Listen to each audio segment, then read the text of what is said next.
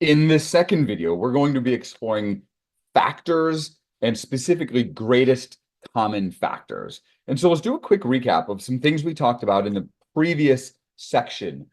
What you see here are arrays that represent the number 24.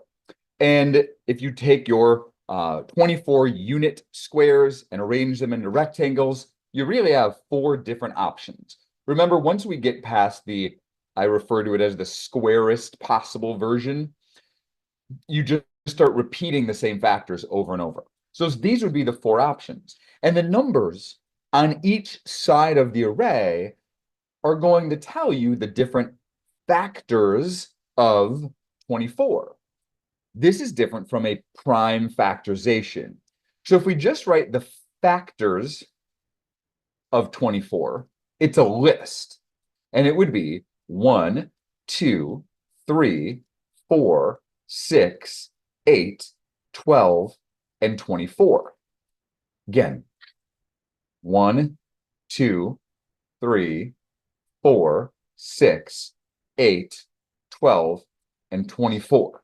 It's all the numbers on each side of those rectangles. Now, if you don't have the arrays, if you're not using those to figure out what the factors of a number are, there's another method that can be helpful.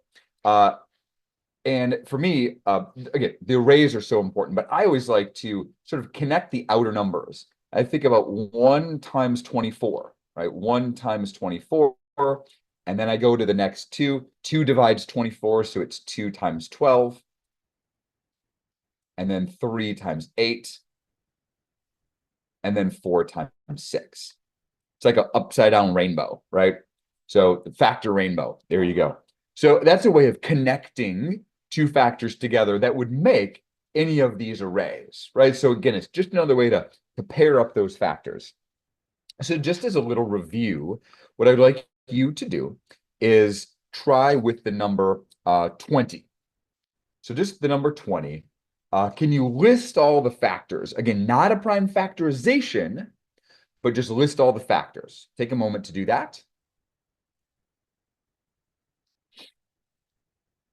And what you should find is the factors of 20 would be 1. Well, and I'll even do it like this. I'll do the little factor rainbow. So 1 times 20, right, is our first pair. 2 times 10 is our second pair. And then 4 times 5 is our third pair. 1, 2, 4, 5, 10, and 20. There's the list of all of the factors of 20. So one of the things that's important to know is that no matter what type of number we pick, 1 and the number itself will always be factors, okay? 1 and the number itself will always be factors of any number. Now, there's sort of an interesting relationship between the prime factorizations of a number and the factors of a number.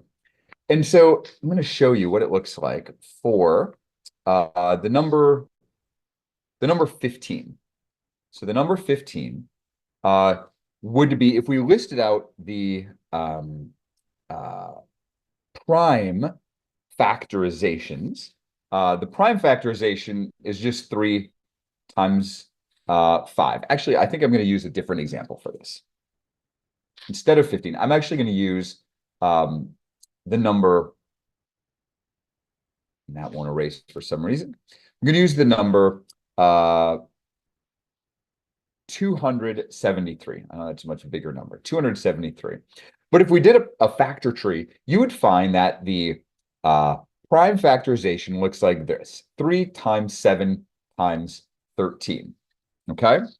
So if that's the prime factorization of 273, we can use these numbers to figure out what all of the factors would be. Remember, factors are numbers that would divide evenly into 273. And so when we start to make the list, if we want to know all the factors of 273, 273, if we list them out, we know 1 is a possibility. We know 3 is a possibility. We know 7 is a possibility, but and 13. But then we start to get into bigger numbers, and there are other factors of 273 besides just the numbers 1, 3, 7, and 13. You can also start to match up numbers in the prime factorization. So 3 times 7, because 3 times 7 is part of that prime factorization, then 3 times 7, which is 21, is also a factor of 273. And you can check, you can divide it, see what 273 divided by 21 is. That same thing would be true for 3 times 13.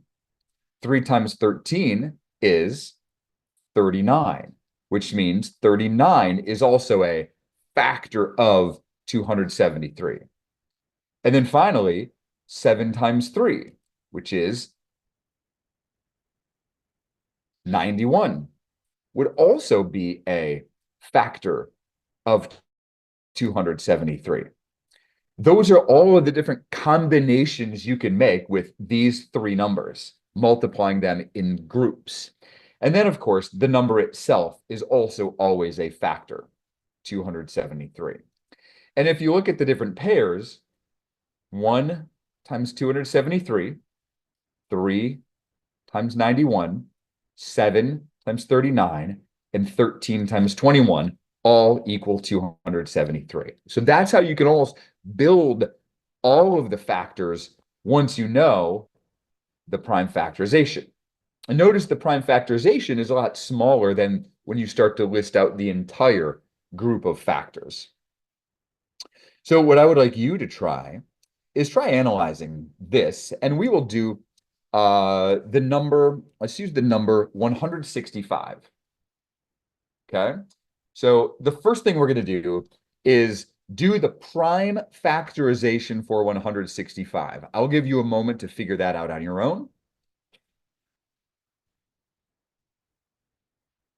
Maybe you did a factor tree. Maybe you said, I know 165 is divisible by 5. Do a little division, and you see that's times 33. 33 is not prime. It's 3 times 11. And so we end up with these 3 factors, 3 times 5 times 11. This is the prime factorization.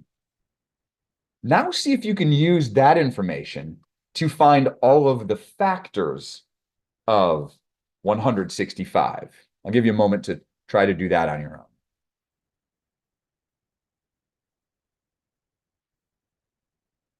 So if you think about how we did the previous problem, we know that each of the numbers in the prime factorization, they are, of course, factors. So we have 1, and then we have 3 and 5 and 11. But then we also have to consider the products of these different combinations of the prime factorization. 3 times 5 is 15. So that's a factor of 165. 3 times 11 is 33. So that's a factor. And 5 times 11 is 55. So that's a factor. And then we also, of course, have 165. And so what you'll notice, again, if you examine this list, is that this number is 3 times 5. It's made up of these 2 factors. This is 3 times 11, again, which is 3 and 11. 55 is 5 times 11, 5 and 11, right? So again, you could start to see how even the smaller individual prime factors can be used to build some of the bigger factors. So that, again, is just an important relationship to recognize that exists between the factors of a number and the prime factors of that number.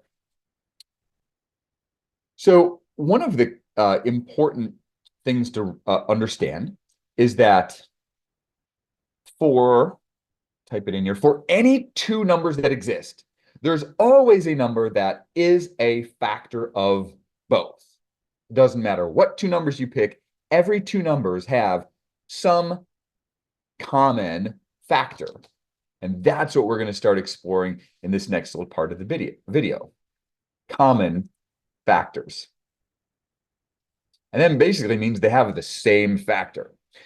And so if I just put two numbers here, 24 and 36, you might just be able to look at those numbers and say, huh, I kind of just know that there's a number that divides both of those. 6, right? 6 is a common factor. 6 divides 24 and 6 divides 36. So that means 6 is a common factor, or you can even call it a common divisor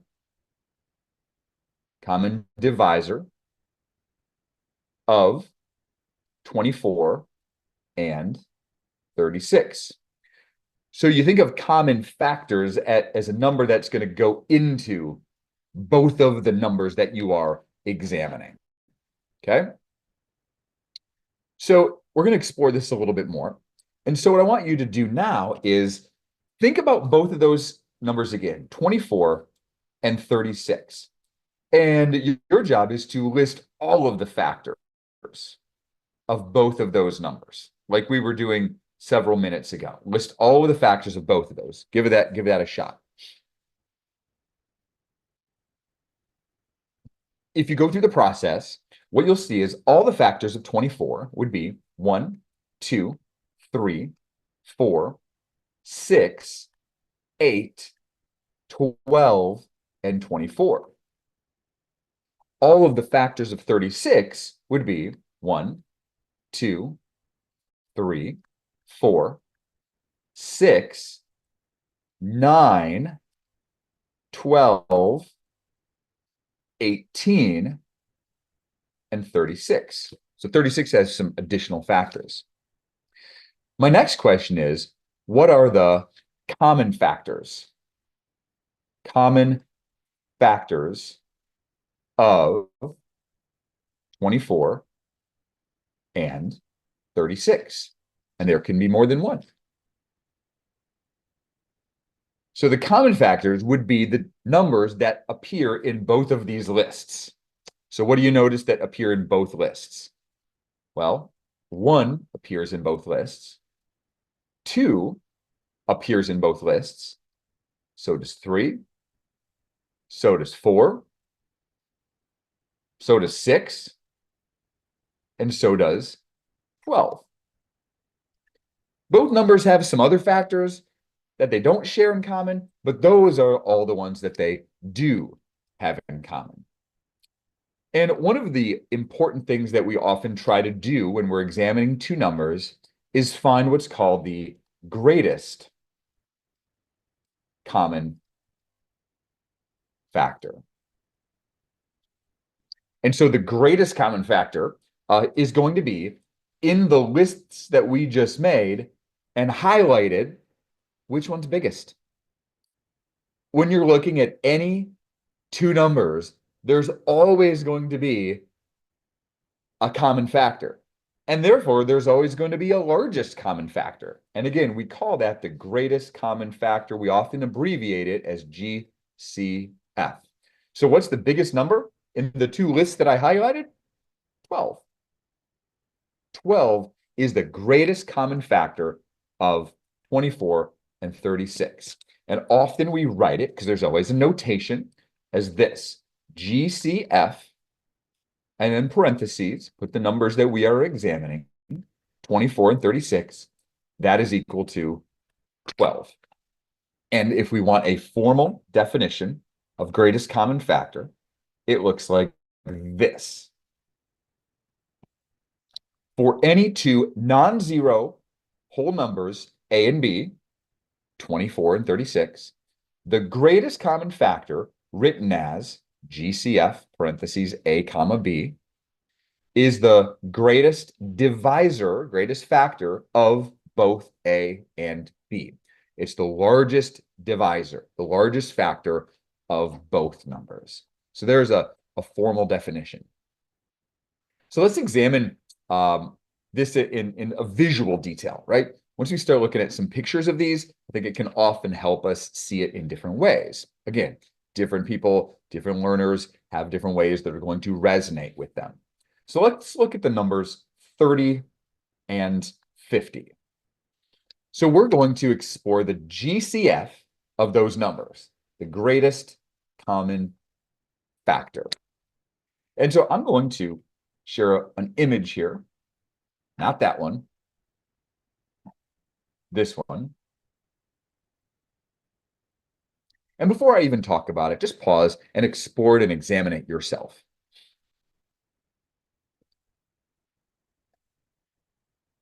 What you should notice when you examine this picture is that we've got several different groups, right? We've got this one on top where we've got the number 20 and the number 30. And then we've got this combination of 20 and 30, same two numbers, and then this combination. So we have the numbers 20 and 30 shown visually three different ways compared to each other. So this first one shows that both of 20 and 30 have a common factor of 2. Because if you break up the number 20 into little groups of 2, right? This is like called maybe a rod. You have a group of 2, 2, 2, 2, 2, 2, 2, 2, 2, 2, right? 10 little groups of 2. And for 30, you can do the same thing. And there are 30 groups of 2. So we know that 2 is a common factor. Another way you could do it is take 20 and 30 and divide them into chunks of 5, right? Here's a 5, here's a 5, here's a 5, here's a 5, and then 30 has 2 additional 5s. But that's, again, a length that you could divide into both of those numbers evenly. So 5 is a common factor. Well, this final one shows the number 10. 20, if we put it in groups of 10, there are 2 10s here, and for 30, there's 3 10s, right? So that shows, again, a visual representation of how 10 divides evenly into both of those numbers, and then 10 is the GCF. 10 is going to be that greatest common factor for both of those numbers. Just as with most mathematical concepts and ideas, there are a number of different methods we can use to solve the problems. What we just explored here was a visual method where we're, again, mapping things, drawing things, seeing how things fit into them or fit into other things. Incredibly effective, but not always practical. So in certain cases, often with more complex numbers, a second method that's very effective, it's always effective, is to use prime factorizations, of course. So what we are going to do is we're going to look at two different numbers. We'll say 60 and 72. And we are going to find the GCF, the greatest common factor of those two numbers. So I will start by doing the prime factorization using factor trees. And 60, I'll say, is 6 times 10. Those are both composite numbers. They can be broken down more. 6 is 2 times 3, and 10 is 2 times 5. Now, those are all prime numbers, which is great. So we can state that 60 is equal to 2 times, I'll put them in order, 2 times 3 times 5. I'll do the same thing with 72. Maybe you even pause it and try it yourself as good practice. 72 could be 8 times 9. Those are both composite. 8 is 2 times 4. 2 is a prime number. 9 is 3 times 3. Those are both prime numbers. 4 can be broken down further into 2 times 2. So those are all of our prime numbers. 72 is equal to 2 times 2 times 2 times 3 times 3. Now, what do we do with these? So as you can see here, the greatest common factor of 2 or more numbers can be built. We're building a GCF, we're creating it by using each prime factor the minimum number of times it occurs in each of the numbers. All right, this can be a little tricky to process. So I suggest reading that a couple times And before I explain it, see if you can figure out what it means. See if you can decipher that language. Again, the greatest common factor of two or more numbers can be built. We're creating it. Again, we're building it by using each prime factor, these things, the minimum number of times it occurs in each of the numbers. So here's how I suggest doing this. We're going to write 60 equals and 70 equals, and we're going to stack them. And I'm going to write 60's prime factorization. I've got a 2 times a 2, and so that is this one and this one. I'm going to do the same thing with 70. I've got 2 times 2, but then it has another 2. So I'm starting by just taking care of the 2's. Then I'm going to go back up to 60 times 3. I'm going to shift the 3 over here. There's my 3. And then 70 has a 3 and a 3. So times 3 times 3. And then 60 also has a times 5. And so what you'll notice about the way that I did that was, again, I started with the 2's. It's almost like they're here. And then I went to the 3's and they're here. And then I went and did the 5's, they're here.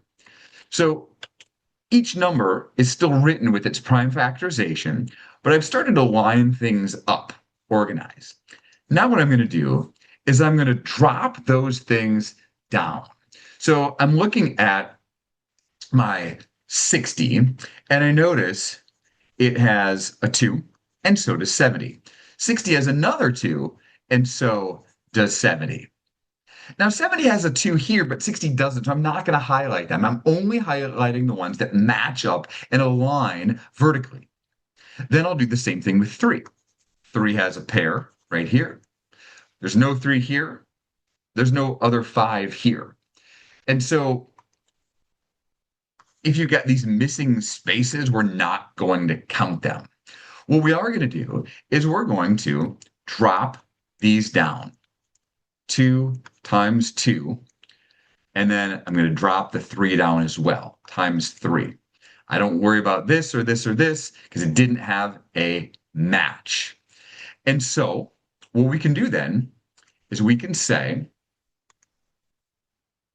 if I can scoot my screen down, there we go, that the GCF of 60 and 70 is equal to 2 times 2 times 3, which is equal to 12. Go back to the explanation here. The greatest common factor of two or more numbers, 60 and 70, can be built. We found the ingredients by using each prime factor, prime factors being 2's and 3's and 5's, the minimum number of times it occurs in each of the numbers. It occurred twice in 60. The number 2 occurred twice in 60, and it occurred 3 times in 70. So the minimum number of times it occurred in each of the numbers was 2. For 3's, we had 1 3 here. We had 2 3's here, and the minimum number was the 1. With 5's, we had 1 and we had 0. So the minimum was 0. That's why we didn't include the 0. So that's how we can use greatest common factors and prime factorizations to find those greatest common factors of two or more numbers. So let's try this. Let's try this with a couple numbers. So we're going to do a couple of these. The first one, what I'd like us to try to find is the greatest common factor of 92 and 136. Okay, so we're going to keep in mind the method we just went through, which was start with those prime factorizations so we can see all of the building blocks, right, of the two numbers that we're going to work with. And then we're going to use this fact right here. Look for the minimum number of times that a number, a prime factor, occurs in each of the numbers that we worked with. So if you want to try this on your own, pause. If you want to watch another one, then keep going. So we'll start with 92. 92. So I'm going to do a factor tree for 92.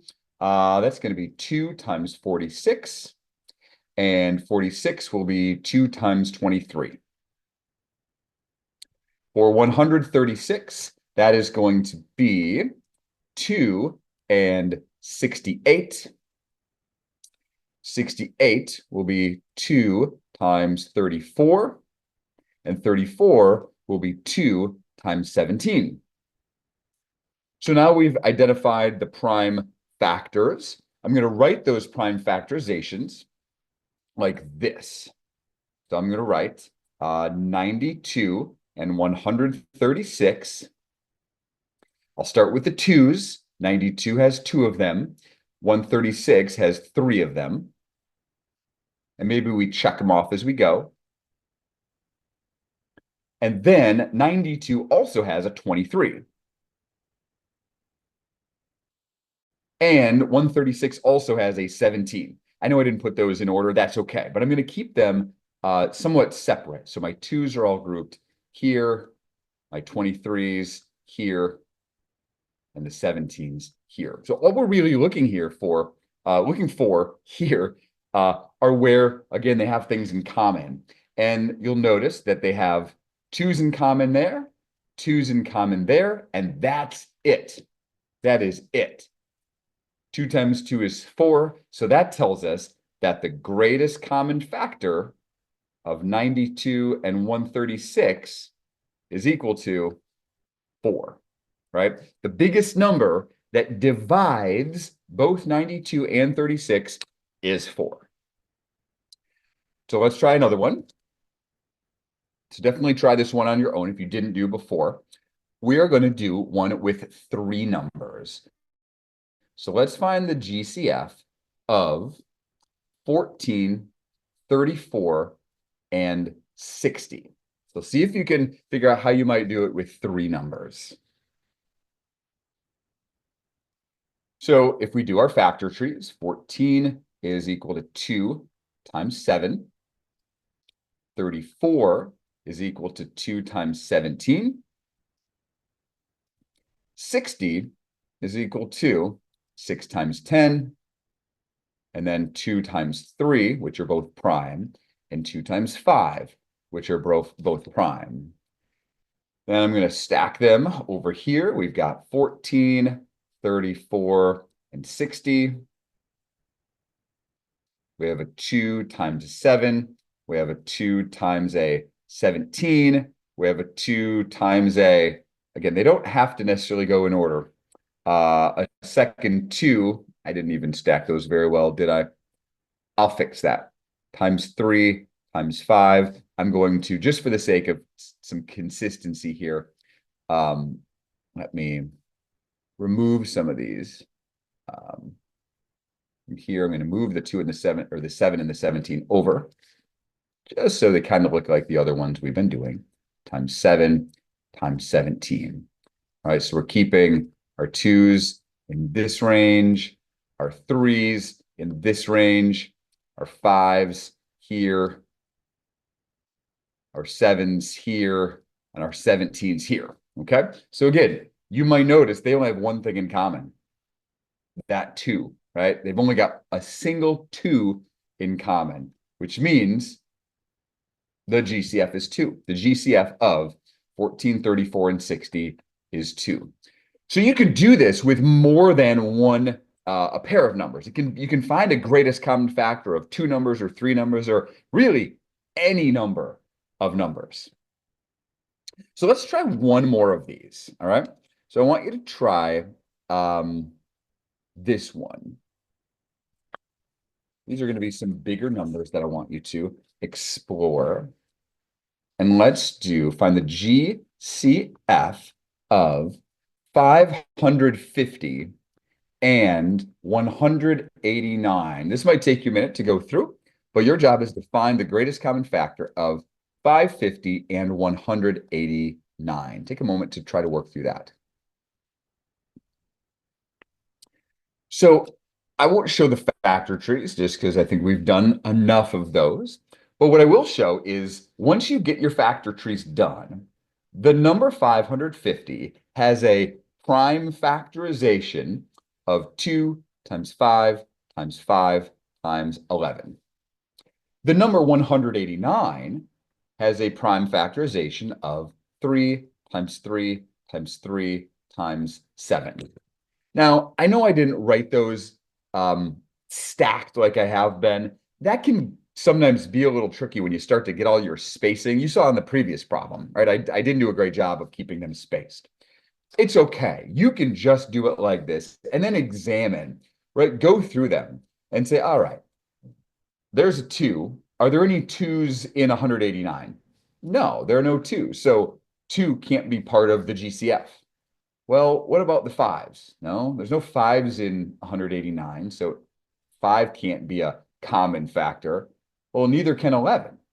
Well, this has a bunch of 3s, but 550 doesn't have any 3s. And it also had a 7, but 550 didn't have any 7s. These numbers had nothing in common. There was not a single number in our prime factorizations that they had in common. So what does that mean then? Is there a GCF of 550 and 189? Well, yeah. If you go back to how we started this, we said that every number has some common factor, right? Every whole number that we're going to work with has at least 2 factors, and every pair of numbers has something in common. If you don't see anything common, what do they still have in common? They still have in common the number 1.